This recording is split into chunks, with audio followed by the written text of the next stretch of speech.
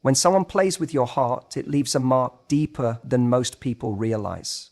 It's not just the betrayal. It's the feeling that your love, time, and energy were toyed with like they meant nothing. You start to question your worth, replay every conversation, and wonder how you didn't see it coming. But here's the truth. His behavior says far more about him than it ever will about you. And the best revenge? It's not petty, it's not loud, it's powerful, silent self-respect. This isn't about making him suffer. It's about making sure you never suffer like that again. If he played with you, let him regret it. Not through drama, but through your transformation. Because nothing stings more than realizing the person you once took for granted became completely untouchable. When someone plays with your emotions, sending mixed signals, offering crumbs of affection, making promises they never intended to keep, the most powerful thing you can do is cut the cord. That means removing their access to you, emotionally, physically, digitally. This is not about being dramatic. It's not about proving a point. It's about reclaiming your self-respect and choosing peace over chaos. The moment you decide that this person no longer deserves a front row seat in your life, you stop feeding the dynamic that gave him control in the first place. People who play with others usually do so because they've learned they can get away with it. They rely on your hope, your forgiveness, and your desire to see the good in them. They know exactly what to say to reel you back in the moment you pull away. They live off that power. And the more they sense you still care, still wait for their messages, still stalk their social media, still respond when they reach out, the more they keep the game going. They don't have to be consistent because your attention has become so predictable. That's why the moment you go silent, truly silent, they start to notice. Because you're no longer participating in the emotional tug of war. Cutting the cord doesn't mean you don't care. It means you care enough about yourself to stop allowing someone to emotionally manipulate you. It means recognizing that love should never feel like a game of control or confusion. You stop giving him space in your mind. Stop rehearsing imaginary conversations and stop reacting to his breadcrumbs. You stop answering texts that come in at 11 p.m. and you stop keeping the door cracked open for what if. The closure you're looking for doesn't come from him changing, it comes from you refusing to engage. When you remove access, you force the other person to feel the absence of your energy. And make no mistake, your energy is powerful. He may not have respected it when he had it, but he'll feel the void when it's gone. And not because you told him to, not because you made a dramatic exit, but because you quietly left the stage. That's when regret starts to brew. Not when you beg or plead or explain, but when you vanish. It creates space for him to realize what he's lost without you needing to orchestrate it. You're not doing this for revenge. You're doing this because your peace matters more than his attention. Every time you choose not to reply, not to watch his stories, not to fall back into old habits, you reinforce your own value. You prove to yourself that you don't need validation from someone who failed to value you in the first place. And with every boundary you enforce, you strengthen your emotional immune system. You start to see things clearly, not through the lens of potential, but through the reality of behavior. This is how you begin the healing process, not by hoping he changes, but by changing how you show up, by refusing to be an option, by being unavailable for games, by showing up for yourself in the ways he never could. And ironically, the more you pull back, the more magnetic you become, not because you're trying to be, but because someone who respects herself becomes impossible to ignore. He may regret what he lost, but by then, you'll be too far gone to care. After someone has played with your emotions, your first instinct might be to show them what they missed out on, to post pictures of your best self online, to seem happy and unbothered, to make it look like you're thriving just to trigger a reaction. But here's the truth. Real evolution doesn't happen in front of an audience. It happens in silence, in solitude, in the quiet moments where no one is watching. The most powerful transformation you'll ever make won't be for him, it will be for you. Upgrading in private is the opposite of trying to make someone regret losing you by performing happiness. You're not trying to prove that you're over it. You are over it. And that shift is everything. When you evolve in silence, your motivation changes. You stop acting from pain and start building from purpose. Your glow up isn't a revenge plan. It's a healing plan. You're no longer chasing validation, likes, or attention. You're investing in peace, clarity, and a future that has nothing to do with him. When you move quietly, you protect your process. No one needs to know how many nights you cried, how hard you've been working, or how many times you had to drag yourself out of bed just to show up for yourself. It's none of their business, because your progress isn't for public consumption, it's sacred. And the less people know, the stronger you become. You're not distracted by reactions or applause. You're fully in your lane, focused on becoming the version of yourself that you admire. And while you're doing that, while you're evolving, healing, learning, creating, and growing, something powerful starts to happen. You begin to outgrow the version of yourself who tolerated someone who didn't treat you right. You begin to see just how much you were shrinking in that relationship just to keep the peace or keep his attention. And when you realize that, regret stops being the goal. The goal becomes freedom, self-mastery, wholeness. You become so committed to your new standard that the idea of going back to someone who mishandled you feels ridiculous. Here's the ironic part. When you evolve in silence, the change becomes undeniable. You don't need to say a word. You don't need to show off or send signals. One day, if he happens to look back, he won't recognize the woman he once had access to. He won't be able to trace the steps of your growth because you didn't leave breadcrumbs. You just vanished and re-emerged as a woman who would never entertain his kind of behavior again. That's not revenge, that's power. This kind of growth doesn't come from pretending to be okay. It comes from facing your pain head on, deciding that the cycle ends with you, and making daily choices that align with who you really are, not who you had to become to be loved by someone emotionally unavailable. You don't wait to be seen anymore. You see yourself. You acknowledge your effort, your resilience, your heart, and the more you do that, the less room there is for anyone who does. So while he's waiting for you to break, to reach out, to play the same old game, you're becoming someone unrecognizable to that version of your past. Someone grounded, whole, and emotionally unavailable to dysfunction.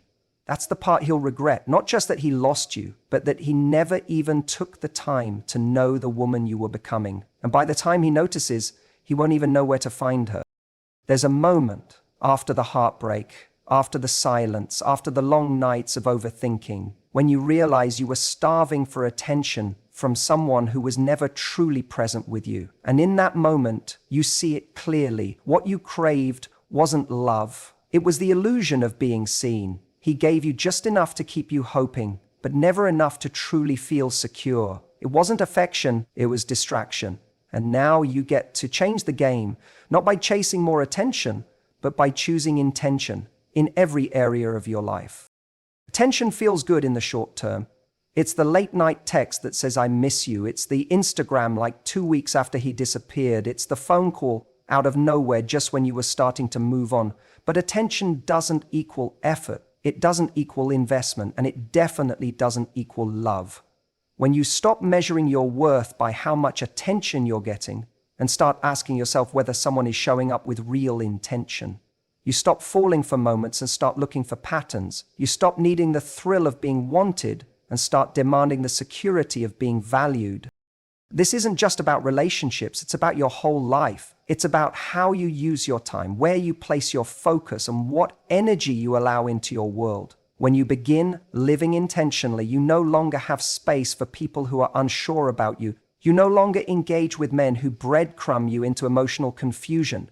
Instead, you become someone who knows what she brings to the table and has no interest in proving it to anyone who can't see it on their own. Replacing attention with intention means being radically honest with yourself. You start asking, why am I drawn to this person? Is it because they make you feel safe and seen? Or because they're unpredictable and you confuse anxiety with passion?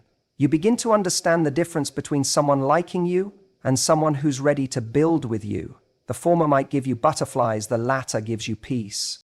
When you live intentionally, you stop performing. You stop trying to be the cool girl who's unbothered by inconsistent behavior. You stop laughing off red flags because you're scared of seeming too emotional. You embrace your standards. You get clear about what you want, not just from a partner, but from life. And because you're no longer willing to negotiate your values just to feel chosen, you naturally repel anyone who isn't serious. The beauty of choosing intention is that it rewires your entire experience of relationships. You stop looking for closure from the wrong people because you're no longer chasing empty validation. You no longer mistake a spark for substance. You no longer fantasize about potential. You're grounded in the present, in reality, in what's actually being offered, not what you hope will change one day. And in that clarity, you find your power. And here's the beautiful twist. When you live with intention, your energy becomes magnetic, not in a desperate, performative way, but in a grounded, self-assured way. People sense when you're not looking to be filled by anyone else. They feel it when you're whole on your own. And the man who once played games with you, he'll notice. Not because you went out of your way to show him, but because you stopped needing him altogether. Your detachment will say everything your words don't need to. He'll regret taking your attention for granted when he sees you only offer it to those who show up with true intention. There's a point where words become meaningless. You've already explained yourself. You've already asked for clarity. You've tried to communicate your needs, your feelings, your hurt. And he heard you, but not really. He listened just enough to respond, not enough to change. That's when you realize the most powerful statement you'll ever make isn't with your voice, it's with your absence. Stop trying to make him understand. You don't need to keep justifying your pain, your decisions, or your standards to someone who wasn't willing to meet them in the first place. If he didn't take you seriously when you were present, he doesn't deserve the privilege of your words when you're gone. There's a kind of dignity that comes from silence. Not cold, punishing silence, but firm, calm, detached. It's the silence that says, you had my attention, you had my care, you lost it. And that silence echoes in a way words never could. When you keep explaining, what you're really doing is trying to give him a chance to change the story. You're hoping that if you just phrase it differently, he'll finally get it. But someone who didn't respect your words the first 10 times isn't going to suddenly transform on the 11th. The truth is, if he was capable of stepping up in the ways you needed, he would have already. And your willingness to keep explaining only teaches him that he can disrespect your boundaries and still get access to your heart. Letting your absence speak is an act of emotional discipline. It means resisting the urge to send that final message. It means deleting the paragraph you wrote at 2 a.m., trying to explain why you're walking away. It means trusting that if someone doesn't value your presence, they're not going to learn to value it through another explanation. They're going to feel it when it's gone. You don't need to be cruel. You don't need to be passive-aggressive. You just need to be done. And here's the shift. You stop seeking understanding from him and start seeking peace for yourself. You turn that energy inward, you journal it, you process it, you talk to people who actually care to understand you. And in doing so, you begin to realize how much power you gave to someone who wasn't equipped to hold it. You start to forgive yourself, not for loving him, but for expecting more than he could give. And from that forgiveness, you step into clarity. You stop needing him to acknowledge your pain because you acknowledge it. And that's enough. The moment you stop trying to teach someone how to treat you is the moment you reclaim your time, your energy, and your worth. It's not your job to raise him emotionally. It's not your responsibility to keep explaining what respect looks like. If he truly cared, he would have already asked himself what he could do better. And if he didn't, your silence becomes the answer. Your absence becomes the consequence.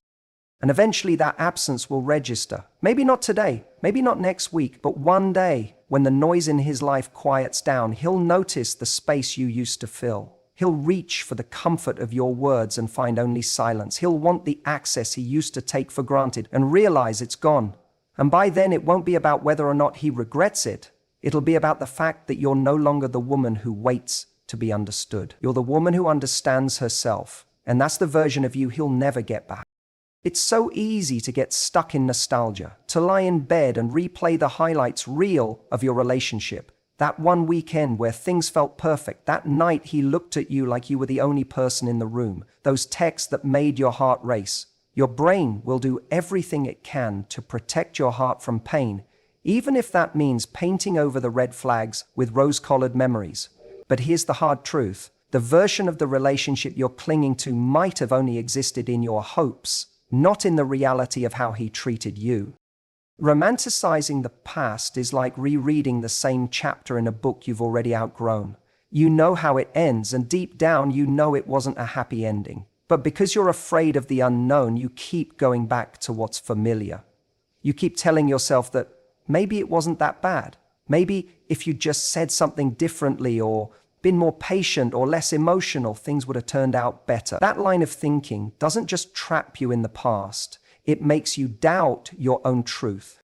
But what if you took all of that energy, the daydreaming, the what ifs, the analyzing, and poured it into building the life you actually want? What if, instead of romanticizing the person who couldn't show up for you, you started romanticizing your future? Not some fantasy version of him, but a future where you're deeply respected, emotionally safe, and fully expressed. A future where you wake up next to someone who brings you peace, not anxiety. Where you don't have to guess how they feel. Where your softness is met with strength, not silence.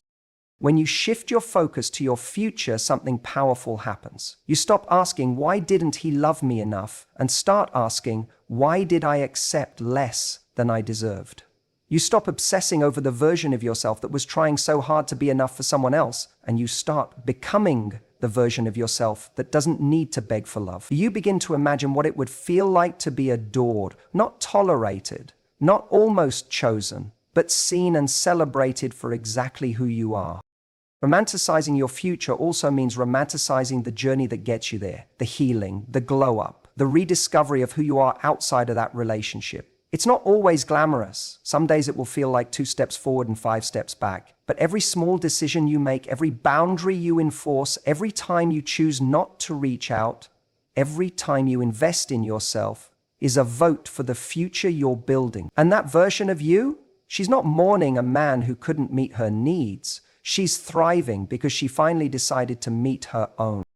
Don't get distracted by the illusion of what could have been. That version of the story only exists in your mind. If he was capable of showing up the way you needed, he would have. And if he ever becomes that man, it'll be too late, because you'll have outgrown the girl who would have settled for so little. That's what he'll regret. Not just losing you, but losing access to a future he was never ready for.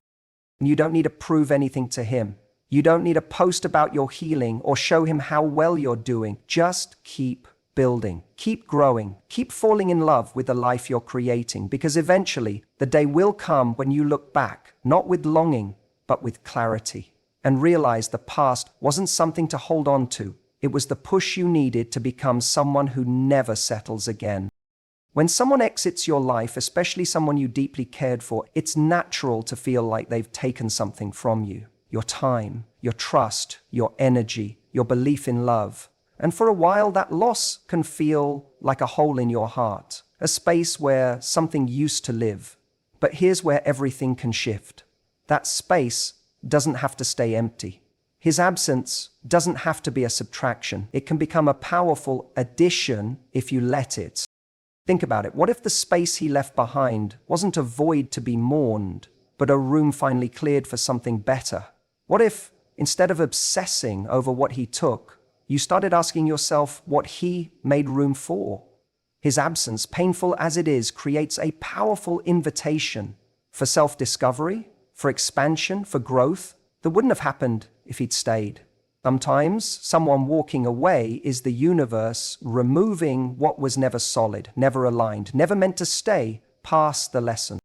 You get to decide what his absence means. Does it mean you're not lovable? Or does it mean you're being redirected to something higher, something healthier? Does it mean you weren't enough? Or does it mean he was never capable of receiving the depth of love you are offering? The narrative you choose determines how you heal.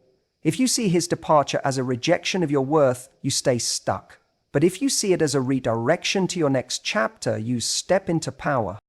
There's a version of you that doesn't just survive his absence, but uses it. A version that stops checking his feed, stops rereading old messages, and starts asking better questions. What have I learned about myself from this? What standards am I never compromising again? What parts of me did I ignore just to keep him comfortable? That version of you doesn't look at the end as a failure. She sees it as a clearing, a detox, a reset. She uses the pain to refine her focus, to level up, to become unavailable to anyone who shows up half-hearted. The truth is, his absence will only take from your life if you keep giving it meaning that disempowers you. If you see yourself as abandoned, you'll shrink. But if you see yourself as released, you'll rise. He may have exited without apology. He may have left questions unanswered. But that doesn't have to define you. You're allowed to heal without closure. You're allowed to move forward without revenge. The win isn't making him regret losing you. The win is becoming someone who no longer waits for anyone to realize your value. Every time you choose to invest in yourself, instead of chasing his attention, his absence adds something back to you. A little more peace, a little more clarity, a little more strength. You start to rebuild, not just the life you had before, but a new one, designed around you, your dreams, your standards, your rhythm. And in that space he left behind, something extraordinary starts to grow. Self-trust, self-worth, self-love. The very things he could never give you because he hadn't found them in himself. So no, he didn't take your best years. He didn't take your light. He didn't ruin your story. He gave you the contrast you needed to see what you will and won't allow ever again. And that contrast, it's gold. Because when the next man comes along, the one who actually sees you, respects you, and cherishes you, you'll recognize him. Not because he'll be perfect, but because he won't trigger your survival instincts. He'll feel like peace, and you'll only be ready for him because you turned someone's absence into your awakening. At the end of the day, it's not about getting revenge or proving anything to him. It's about reclaiming your power, your worth, and your peace. It's about showing up for yourself in ways you never did before. When you choose to upgrade quietly, replace attention with intention, stop explaining, romanticize your future, and let his absence add to your life, you transform pain into strength and heartbreak into growth. Make no mistake, the regret he feels won't come from your words or your actions directed at him. It will come from the undeniable fact that you refused to be small, that you refused to stay stuck, and that you chose yourself above all else. And in that choice, you become the woman who walks forward with grace, confidence, and a heart wide open, ready for something real, something better, something that honors everything you've learned. So keep evolving in silence, keep living with intention, and never forget the best revenge is your happiness. Because when you truly forget he exists and let him regret, you win the game on your terms.